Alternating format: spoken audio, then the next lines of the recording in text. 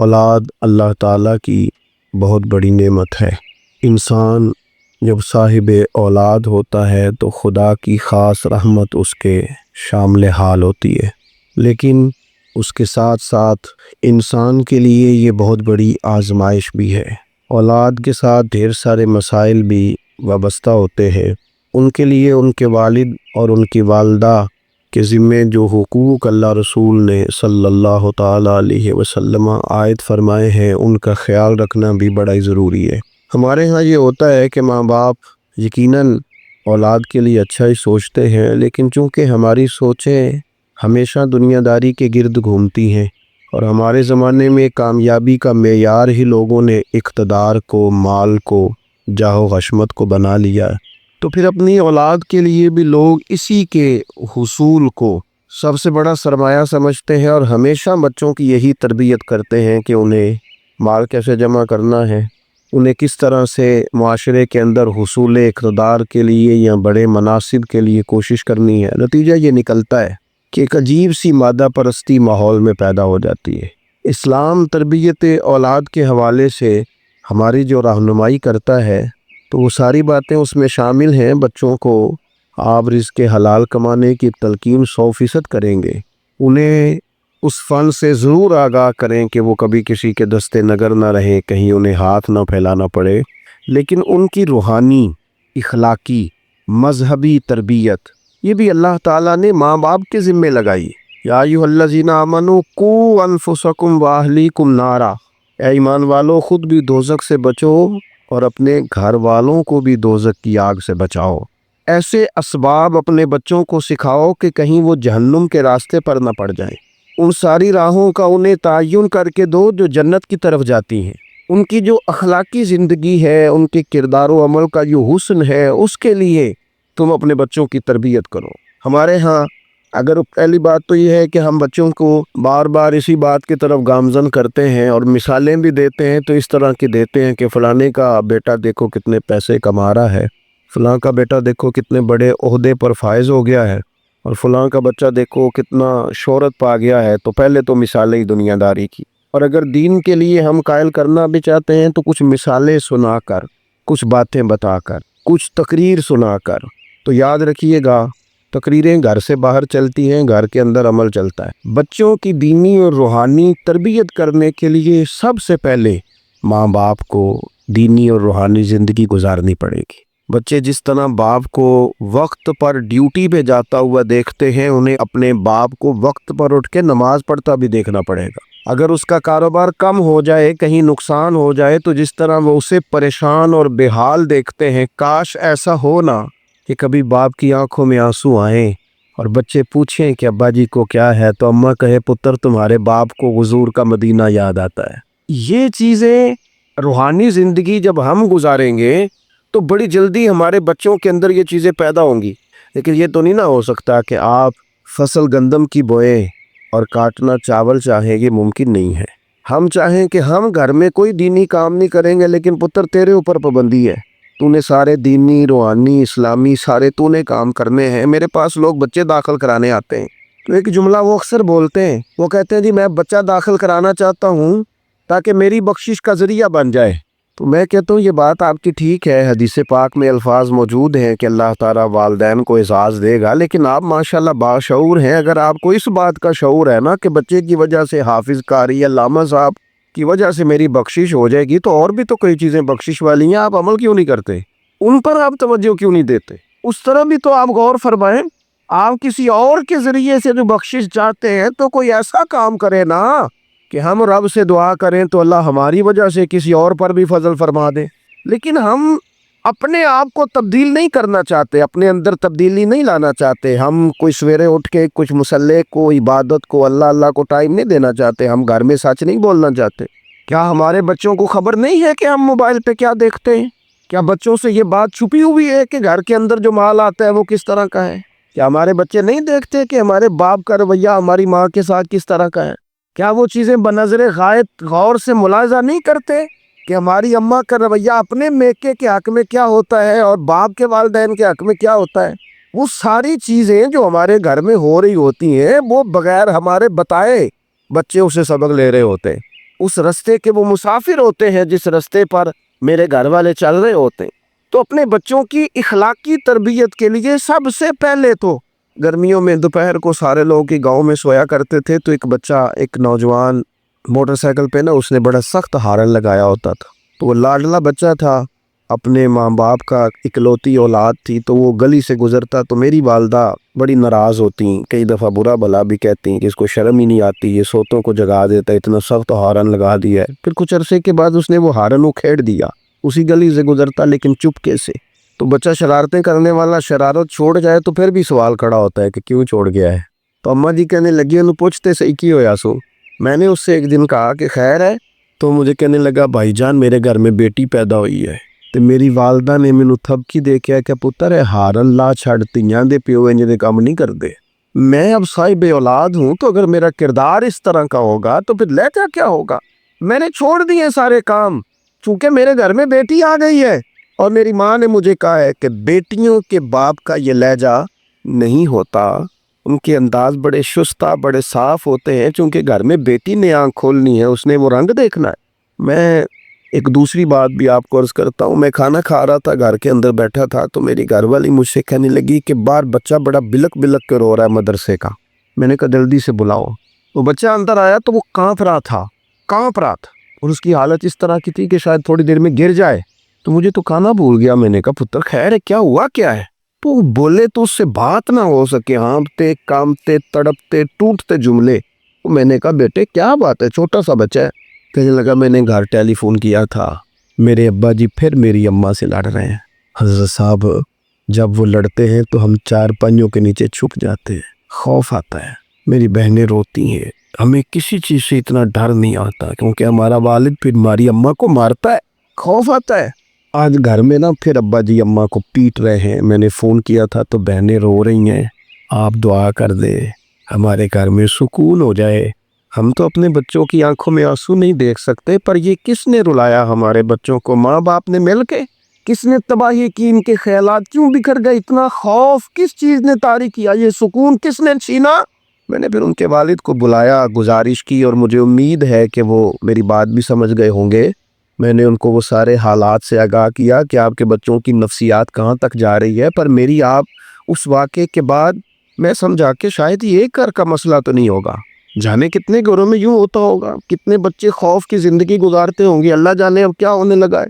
تو اپنے بچوں کی اخلاقی تربیت کے لیے، اخلاقی بڑا پیار کرتا ہے باپ اپنے بچے سے، میں صحیح بتاتا ہوں آپ کو، بڑا پیار کرتی ہے ماں اپنے بچے سے، لیکن یاد رکھنا اس پیار میں کہیں وہ اخلاقی حدود کو کراس نہ کر جائے۔ یہ دیکھ لینا کہیں آپ کے لاڈ پیار میں کوئی ناجائز بات اس کے منہ سے نکلے کسی کے بارے میں، اور آپ اسے قبول کر کے کہیں اسے تباہ نہ کر دیں۔ باپ میں نے دیکھا ہے یہ کام کرتے ہیں کہ بچے نے اگر کبھی کوئی تحفہ مانگ لیا ہے اور موقع آ گیا ہے تحفہ دینے کا، تو باپ اوور ٹائم بھی لگاتا ہے۔ والد کہتا ہے اپنی فیکٹری کے مالک سے کہ میں تھوڑے تھوڑے کٹوا دوں گا، پر مجھے بچوں کے لیے گفٹ خریدنا ہے، ان کے کپڑے بنوانے ہیں، بڑی جان جوکھوں میں ڈالتا ہے، اور وہ کہتا ہے کہ میں اپنے بچوں کو مایوس نہیں دیکھنا چاہتا، میں اعلیٰ سے اعلیٰ چیز بھی لاؤں گا۔ پر آپ کو پتہ ہے اللہ کے پیارے رسول علیہ السلام نے فرمایا کسی باپ کا اپنے بیٹے کے لیے، اپنی بیٹی کے لیے سب سے بہترین تحفہ یہ ہے کہ وہ اپنے بچوں کو اچھا ادب سکھا دے۔ یہ سونا تحفہ دیا ہے باپ نے کہ اس بچے کو اس نے اچھی تربیت سے روشناس کرا، یہ خوبصورت تحفہ سونا، یہ کمال کر دی والد نے کہ اس نے اپنے بچے کے آداب زندگی میں ایک اچھے ادب کا اضافہ کیا۔ اب نہ ہزاروں کا لاکھوں کا تحفہ لے کے آئے، لیکن اس کی اخلاقی تربیت کریں، اس کے کردار میں جاذبیت پیدا کریں۔ ہو نہ آج بھی کوئی ماں ایسی جو غوث پاک کی ماں کی طرح کہے پتر بھوک کاٹ لینا پر جھوٹ نہ بولنا۔ ہو نہ کوئی ماں آج بھی ایسی جو بابا فرید کی ماں کی طرح یہ کہے پتر تجھے شکر پسند ہے پر ملے گی تب جب تو نماز پڑھ کے مصلی اٹھائے گا۔ ہو نہ آج بھی کوئی خواجہ بختیار کاکی کی ماں جیسی ماں جو سارا دن گھر میں سپارے پڑھتی رہے اور 15 سپارے یاد ہوں اور صبح شام پڑھے۔ او خدا کے بندو، کچھ چیزیں ایسی ہیں جو کردار کی روشنی سے نور پاتی ہیں، جو صرف عمل کے حسن سے دنیا کو حسین کر دیتی ہیں، بچوں کی روحانی تربیت، اخلاقی تربیت۔ ہم جو بچوں کو سبق دے رہے ہیں وہ محدود زندگی کا دے رہے ہیں۔ ہم مسلمان ہیں، ہمیں ہمارے دین نے کہا ہے کہ زندگی 60-70 سال کی نہیں، اس کے بعد بھی ایک زندگی ہے جو ہمیشہ رہنے والی ہے، ختم نہ ہونے والی ہے۔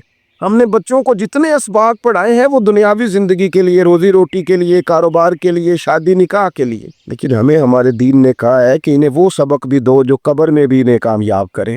قوا انفسکم واہلیکم نارا، خود بھی دوزخ کی آگ سے بچو گے اور اپنے بچوں کو بھی بچاؤ گے، یہ اہتمام کرو۔ تو وہ خاص خوبصورتی جو ہمارے دین نے کہا ہے کہ ان کی اخروی زندگی میں ان کے کام آئے۔ دیکھیں نا، نبی پاک صلی اللہ تعالی علیہ وسلم نے 3 چیزیں ہمارے ذمے لگائیں، فرمایا اپنی اولاد کو سکھاؤ۔ یہ باپ کے ذمے لگائیں ہیں حضور دے چیزیں، ماں کے ذمے لگائیں ہیں، فرمایا یہ اپنی اولاد کو سکھاؤ 3 چیزیں۔ یا رسول اللہ صلی اللہ علیہ وسلم کون کون سی؟ فرمایا ایک تو اپنی اولاد کو اپنے نبی کی محبت سکھاؤ۔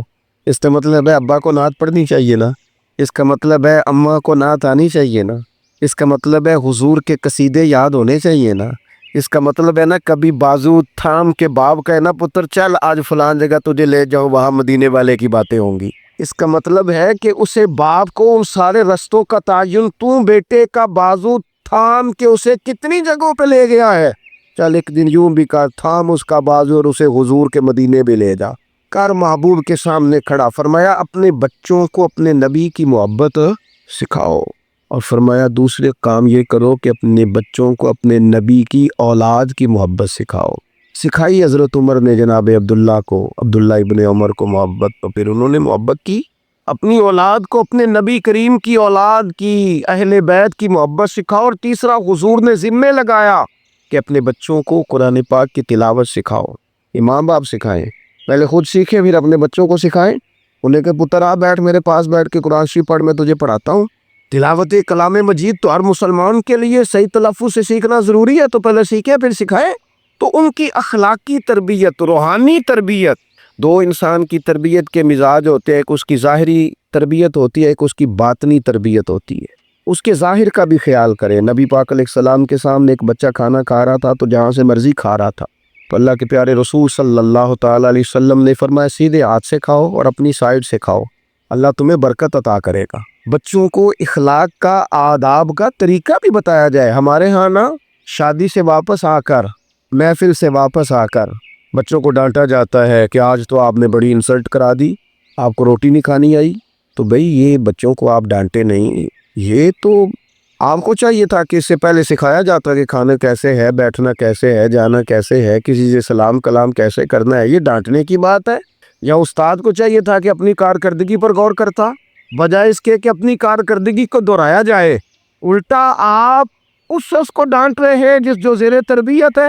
اور پھر بعض اوقات یہ ہوتا ہے کہ بچوں کو اس طرح ڈانٹا جاتا ہے، ہمارے صوفیاء نے لکھا ہے جب بچے پہ غصہ آئے تب اسے سزا نہیں دینی، ایک دن بعد سزا دو یا کچھ گھنٹوں کے بعد، اس لیے کہ غصے میں جو سزائیں دی جاتی ہیں وہ حد سے کراس کر جاتی ہیں۔ بچوں کو مناسب انداز میں سزا دینا بھی شریعت میں موجود ہے۔ سب سے زیادہ حضور پیار کرتے ہیں امت سے، لیکن نبی پاک صلی اللہ تعالی علیہ وسلم نے فرمایا 7 سال کے بچے کو نماز کا کہو اور 10 سال کا نہ پڑھے تو سزا دو، اسے مناسب حد تک تنبیہ کرو، سزا دے کے بھی پڑھاؤ، کیونکہ عمر ایسی ہوتی ہے آپ کو فصل کو پانی بھی دینا پڑتا ہے اور جڑی بوٹی کو کاٹنا بھی پڑتا ہے۔ اب کو بندہ کہ نہیں میں بڑے مہربان طبیعت کا مالک ہوں جی، میں جڑی بوٹی کیسے کاٹوں؟ تو بھئی جڑی بوٹی کو کاٹنا بھی فصل سے پیار ہی ہے، اس پر بھی توجہ ہونا چاہیے۔ ایک مناسب مقدار میں آپ کسی چیز کو بھی رکھیں، افراط اور تفریط سے پاک، بچے کو مناسب حد تک آپ تنبیہ کریں، اس کی ظاہری باطنی تربیت پر توجہ دیں۔ حضرت عمر بن عبدالعزیز رحمۃ اللہ علیہ کے والد مصر میں ہوتے تھے، اور جناب عمر بن عبدالعزیز حضرت صالح بن کسان رحمۃ اللہ علیہ ایک محدث تھے، ان کے پاس مدینہ طیبہ میں تعلیم حاصل کرتے تھے۔ تو آپ نے اپنے استاد صاحب کے پیچھے عصر کی نماز پڑھی تو ایک رکعت آپ کی لیٹ تھی، اٹھ کے آپ نے نماز پوری کی، تو حضرت صالح بن کسان محدث تھے، عالم تھے، حدیث پاک کو جاننے والے، وہ حضرت عمر بن عبدالعزیز سے کہہ رہے ہیں بچپن ہے اور والد مصر میں۔ انہوں نے پوچھا بیٹا کہاں تھے؟ نماز میں ایک رکعت میں نے دیکھا کہ آپ نے دیر سے نماز پڑھی ہے۔ تو عرض کرنے لگے میں نا حضور کنگھی کر رہا تھا۔ بعض بچے آئینے کے سامنے کھڑے رہتے ہیں پھر بڑی بڑی دیر ہی کھڑے رہتے ہیں، کنگھی کر رہا تھا تو ذرا دیر ہو گئی۔ حضرت صالح بن کسان رحمۃ اللہ علیہ نے ان کے والد کو مصر میں خط لکھا، فرمانے لگے جوانی بھی ہے، موقع بھی ہے، فرصت بھی ہے، اور ابھی بھی آپ کا بیٹا جماعت سے نماز نہیں پڑھتا۔ مصر میں خط گیا، آج جب میں نے پوچھا ہے تو اس نے کہا میں کنگھی کر رہا تھا، اتنے معمولی سے کام کے لیے اس نے تکبیر اولیٰ چھوڑ دی۔ اب وہاں مصر میں بیٹھے والد نے یہ نہیں کہا کہ مولوی صاحب آہستہ آہستہ ٹھیک ہو جائے گا، آپ کو کیا ہو گیا ہے، کوئی بات ہے کرنے والی؟ انہوں نے وہاں سے گھوڑے پہ بندہ دوڑایا، بندہ مدینہ طیبہ آیا، اس نے کہا جاتے ہی عمر بن عبدالعزیز کو لے جانا حجام کے پاس اور اس کے سارے بال اتروا دینا، اور اسے کہنا پتر جن بالوں کی وجہ سے نماز رہ جائے ان بالوں کو سر پہ نہیں رہنا چاہیے، تیری جماعت کی رکعت رہ گئی پتر، اتنا بڑا کام اللہ کے حضور حاضری کا موقع تھا۔ پھر اس کا رزلٹ کیا نکلا؟ حضرت عمر بن عبدالعزیز بادشاہ بنے، 39 سال عمر میں انہوں نے پوری امت کو خیر سے بھر دیا۔ حشام بن عبد الملک کے بھی 11 بیٹے تھے، جناب عمر بن عبدالعزیز کے بھی 11 بیٹے تھے۔ حشام جب دنیا سے گیا تو ہر بیٹے کو 10 لاکھ دینار آئے، اور جناب عمر بن عبدالعزیز جب دنیا سے گئے تو 11 بیٹے تھے اور 6 دینار تھے، اور جاتی دفعہ کہنے لگے پتر اپنے باپ پہ شکوہ نہ کرنا، تمہارا باپ بزدل تھا، 2 رستے تھے، یا تو میں اپنے لیے جہنم کٹھی کرتا اور تمہارے لیے جائیداد بناتا، لیکن میں بزدل تھا، دوزخ سے ڈر گیا، میں جائیداد نہیں بنا سکا، اپنے باپ کو معاف کر دینا۔ تو بچے کہنے لگے ابا جی ہم جس گلی سے گزرتے ہیں لوگ اٹھ کے کھڑے ہو جاتے ہیں کہ نیک باپ کی اولاد جا رہی ہے، اچھے باپ کے بچے جا رہے ہیں، ہمیں کوئی ضرورت نہیں جائیدادوں کی۔ وہ شخص جو یہ بیان کرتا ہے نا کہ 6 دینار چھوڑ گئے تھے، وہ کچھ کفن دفن پہ لگ گئے، کچھ اور کسی کام لگ گئے، 6 دینار کل بچے بچوں کے پاس، 11 بیٹوں کے پاس، لیکن وہ شخص کہتا ہے وہ جو 10 لاکھ دینار حشام بن عبد الملک کے بچوں کو آئے تھے وہ مسجدوں کے سامنے بھیک مانگا کرتے تھے، کیونکہ جب بچوں کو بنا اس طرح کا دیا گیا کہ کھانے میں پینے میں موج میں اڑا لیا مال، اور یہ جو 6 دینار 11 بیٹوں کو دے کے گیا، رب نے اتنی برکت دی کہ ایک ایک بیٹا ایک ایک وقت میں 100 گھوڑے مال کے بھرے ہوئے رب کے رستے میں خیرات فرمایا کرتے۔ اصل دولت اولاد ہے، اصل دولت اس کا اخلاق ہے، اصل دولت اولاد کی اخلاقی تربیت ہے۔ ایسا نہ ہو کہ مال کمانے کے چکر میں اصل دولت سے ہاتھ دھو بیٹھے، ایسا نہ ہو کہ بینک پیسوں سے بھر جائے اور ہماری اولاد ہاتھوں سے نکل جائے، ایسا نہ ہو کہ ہم نے یاروں کو ٹائم دے دے کے تو بڑی دور نکل گئے ہم، لیکن ہمارے بچے کے ذہن میں چند سوالات تھے، ہم انہیں مطمئن نہیں کر سکے، ہم نے نوکروں کے ذمہ ڈال دیا، فلانے کے ذمہ ڈال دیا، چچا کے ذمہ ڈال دیا، وقت نہیں دیا، ٹائم نہیں دیا۔ کائنات میں سب سے مصروف زندگی رسول کریم کی ہے، پر حضور تو انہیں کندھوں پر بھی بٹھایا کرتے تھے، نماز میں بھی بچے ساتھ آ جاتے تھے اپنی، اور پھر بچوں کو احساس دلائیں کہ سب انسان برابر ہیں، انہیں تقوی کا درس دیں، ہم نے ناراض نہیں ہونا۔ امیروں کے بچوں کو یہ سبق دیا جاتا ہے کہ تہاڈا سٹیٹس نہیں ہے تسی فلانے نال کھیڈن ڈے سو۔ حضرت عمر کے زمانے میں ایک گورنر کے بیٹے نے غریب کے بیٹے کو مارا تھا، تو حضرت عمر نے گورنر صاحب کو معزول کر کے اونٹ چرانے پہ لگا دیا۔ لوگوں نے کہا ابے کا کیا قصور ہے؟ فرمانے لگے اس کا بھی تو قصور ہے نا، اسی نے تو اسے بتایا کہ تو گورنر کا پتر ہے، اگر وہ بتاتا کہ بیٹا قانون سب کے لیے ایک جیسا ہے تو یہ کام نہ ہوتا۔ چھوڑ دو کمی اور چودھری کی تقسیم، تمہاری اولادیں بچ جائیں گی، چھوڑ دو امیر اور غریب کا فرق، بچے متقی اور پرہیزگار ہو جائیں گے، چھوڑ دو یہ سٹیٹس کا دھندا، تمہاری اولاد کے دل سے کبر اور تکبر نکل جائے گا۔ محبوب نے یہ فرق مٹا کے ہمیں بتایا ہے کہ اخلاق حسن ہے، کردار معیار ہے، تمہارے اندر اگر تقوی کی دولت آتی ہے تو یہ اصل اعزاز ہے۔ خوش قسمت ہے وہ باپ جس کو کوئی آ کے کہے کہ تیرے بیٹے کو نماز پڑھتے دیکھا ہے۔ میں نے ایک جگہ ایک تراویح پڑھی تو میرے ساتھ ایک صاحب تراویح پڑھ رہے تھے، وہ روتے جا رہے ہیں، تو میں یہ سمجھا کہ شاید ان کو قرآن مجید کی سمجھ آ رہی ہے، چلے تھوڑا بہت، میں بھی طالب علم ہوں قرآن پاک کا، تو میں نے کہا ایسی آیات تو نہیں ہے اتنا رونے والی، لیکن بہت ہی رو رہے ہیں۔ تو 2 رکعتوں کے بعد میں نے ان سے کہا کہ اب تو آپ کی کیفیت وہاں چلی گئی ہے کہ نماز میں اتنی آواز نکلنی نہیں چاہیے، کیا مسئلہ ہے؟ تو کہنے لگے حضرت صاحب میرا پتر پہ تراویح پڑھاتا ہے۔ تو یہ دیکھیں نا، یہ بہت بڑی خوبصورتی ہے، لیکن یاد رکھیں اس کا حافظ قاری عالم ہونا بھی بڑی بات ہے، لیکن شرط یہ ہے کہ وہ اخلاقی طور پر اگر ایک اچھا انسان بن جائے تو پھر بھی بڑی بات ہے۔ اگر آپ کو یہ کوئی آ کے بتائے کہ میں جا رہا تھا چکی پہ گندم لے کر پسوانے کے لیے، لیکن تیرے بیٹے نے تو جلدی سے موٹر سائیکل روکا ہے، اس نے کہا چچا جان مجھے دینا، میں چھوڑ کے آتا ہوں، اور میں جا رہا تھا ڈاکٹر کی طرف دوا لینے، لیکن اس نے کہا کہ آپ ادھر میرے ساتھ آئے نا، میں جاتا ہوں آپ کو لے کر کے، یہ بہت بڑا اعزاز ہے۔ بچوں کو اخلاقاً مضبوط کر دینا، ان کے کردار کے اندر وہ خوبصورتی لے آنا۔ میں بڑے درد سے آپ سے عرض کروں، ہم اپنی اولاد کی تکلیف نہیں دے سکتے، دیکھی نہیں جاتی، کیسے دیکھیں گے؟ تو مجھے بتاؤ، کیا خدا نہ خواستہ اللہ تعالیٰ سب کو محفوظ کرے، قیامت میں اگر اولاد کو عذاب ہوگا تو دیکھا جا سکے گا؟ اور اگر نہیں دیکھ سکتے تو پھر خدا را کبھی بھی انہیں رزق حرام نہ کھلانا، تھوڑی روٹی لیکن حلال، تھوڑا مال مگر جائز، سادہ سواری مگر جائز پیسوں۔ میرے نبی پاک صلی اللہ علیہ وسلم نے فرمایا، جو گوشت حرام سے پلے گا وہ جنت میں نہیں جائے گا۔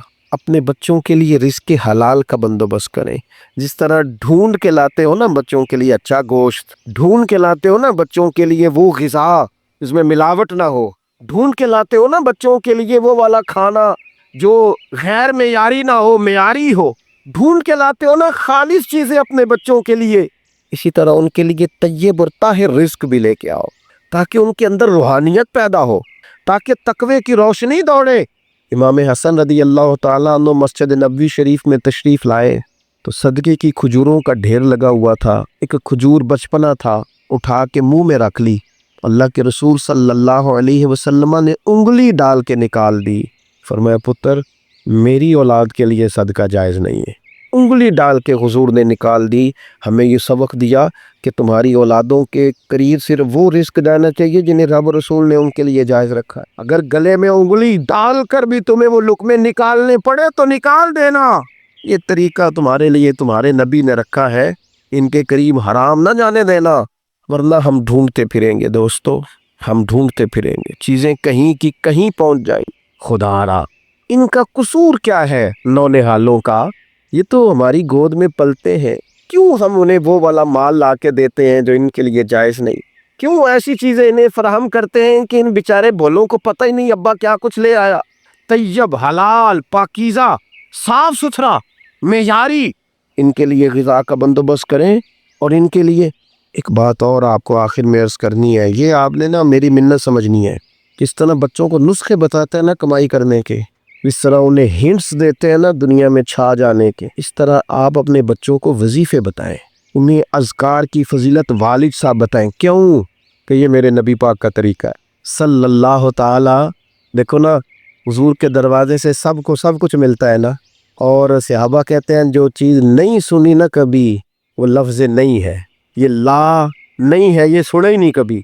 لیکن نبی پاک صلی اللہ تعالی علیہ وآلہ وسلم نا سحری کے وقت سیدہ فاطمہ آرام فرماتی، سحری کے وقت تو حضور نے ہماری تعلیم کے لیے، ہمیں سمجھانے کے لیے بیٹی کو پاؤں سے پکڑ کر اٹھایا، فرمایا فاطمہ اٹھو، یہ تو رب سے رزق مانگ